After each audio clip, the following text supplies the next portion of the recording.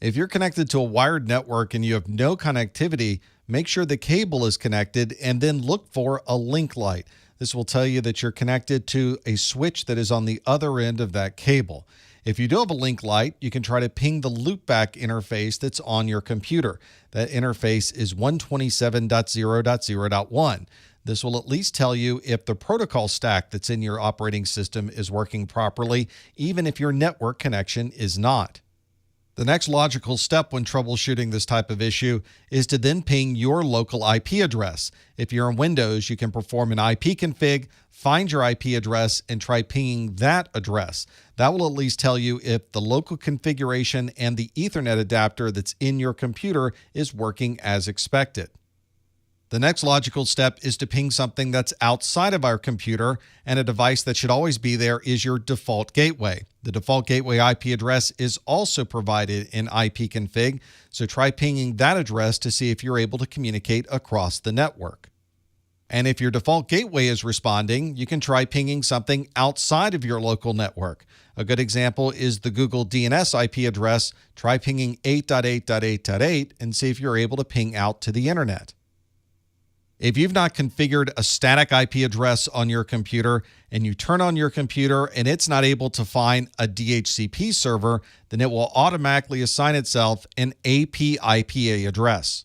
The Internet Engineering Task Force has allocated a range of addresses to be used for these APIPA addresses. So the range is 169.254.1.0 through 169.254.254.255. The IP address ranges starting with 169.254.0 and 169.254.255 have been defined as reserved addresses, so those ranges will not be assigned to individual workstations. When your computer is trying to assign itself an APIPA address, it chooses one of the IP addresses in this range. It then sends an ARP message, which is an address resolution protocol, to see if any other devices on your network may have that IP address. And if nobody responds to the ARP, it assigns that IP address to the workstation, and now your device is assigned an APIPA address that is somewhere in that range. If you were to look at your IP config, you'd be able to look at the local IP addresses, and if your IP address starts with 169.254, then you've been assigned an APIPA address. There are many different kinds of resources on your local network that you may need to troubleshoot. For example, if you're troubleshooting access to a Windows share and you're not able to access that share, it could be because the server itself is currently unavailable. Or the server might be available, but someone may have modified your permissions to be able to access that share. Another important thing to consider is that our computer is able to find that server using the domain name system, or DNS. If there's problems with DNS, then we're going to have problems connecting to the server that provides that share. Connecting to a printer is very similar to connecting to a share. If someone has turned off their computer or the printer is unavailable, we may get a message saying that we're not able to print to that device. And if somebody has changed the permissions to that printer, you may no longer be able to print because those security settings have been modified. If you're not able to access your email, there could be a single server or a cluster of servers that might be having problems. This may be related to the servers themselves, or it may be related to the path in the network that's used to be able to access those servers. If you are having problems accessing different resources on the network, you may want to check the system tray in Windows. It may tell you that you're having limited or no connectivity, or it may say no internet access. You should check your local IP address and see if it's an address that's able to communicate to the internet, or if for some reason you may have been assigned an APIPA address. If the DHCP server is working properly and you were assigned a DHCP address, then you can try the different pings to your local IP address, your default gateway, and then outside your local network to see exactly where along the line you're having the communication problem. Another challenging network issue to troubleshoot is one where the network is working fine and then suddenly it's not working at all. And then perhaps we have access again on the network. This intermittent access can be a challenge to troubleshoot, but there are a few things we can look at. For example, let's check the system tray and see what the icon shows for connectivity to the network. If we have a broken LAN icon in that system tray, then we have a loss of signal, and we may want to check the cabling that we use to connect to the network.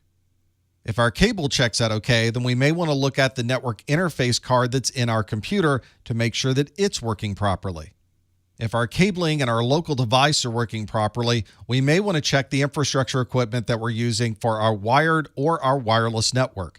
We may have a switch or a wireless access point that is randomly rebooting and causing us to have intermittent connectivity to the network. There might also be cases where we have two devices that are trying to share the same IP address. This IP address conflict is usually something that doesn't occur if you have DHCP, but if you have some devices that are statically assigned and some devices that are DHCP assigned, you may run into this conflict. Fortunately, Windows and most operating systems will identify if someone else is on the network using that IP address before you actually are using it on your local workstation. If that is the case, Windows will display a message saying there is an IP address conflict with another system on the network, and you'll need to find a different IP address to assign to your local workstation. If for some reason you're able to get the same IP address on two workstations on the same network, you'll find that the devices work intermittently. One device will work during certain times and the other device during the other. Once you identify the two devices that have the IP address conflict and you're able to resolve that, you can reboot or reset the NIC in one of the devices to restart the DHCP process. Another networking problem that can be very difficult to troubleshoot is the network is slow. This might be because the infrastructure devices themselves are overwhelmed. If you have an older router or an older switch and it's not able to handle the load, then you'll certainly have some slowdowns in performance. Another quick check when your network is performing slowly is to check the speed and the duplex of your local interface. You may find that you're running at 100 megabits instead of gigabit, or you may be set to half duplex instead of full duplex. You also don't want to discount any physical level problems. You may have a bad network interface card or a bad cable. And sometimes it's malware that causes these slowdown problems in our operating systems and our networks. Wireless networks can be even more difficult to troubleshoot because there are more things that can go wrong. For example, you could have interference from a third-party device that is using the same frequencies that we are using on our wireless network. You might also run into issues with signal strength. You want to be able to look at the transmitting signal from your access points, look at the transmitting antenna, and look at how the receiving antenna is being used on your local workstation. You also want to make sure that you're on the same channel as your access point. The access point is usually setting this channel information automatically, and the workstations are matching the access point. But if you're setting those channels manually on your workstation, you want to be sure they're matching the same channel that's on the access point.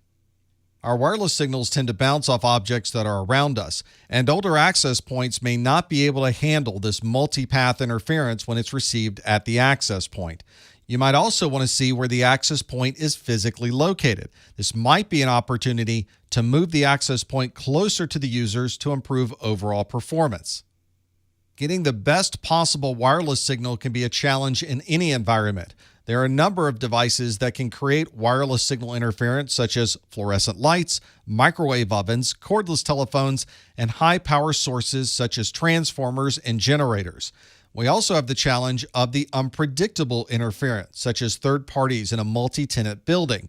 Some of the troubleshooting tools you may want to use will be able to show you signal strength. You can sometimes see this in Performance Monitor in Windows, or you might want to use a third-party tool to be able to map this information over an extended period of time. If you bring up a list of all of the wireless networks in your area, you may find that your particular network is not appearing. There may be a couple of reasons why that might be happening.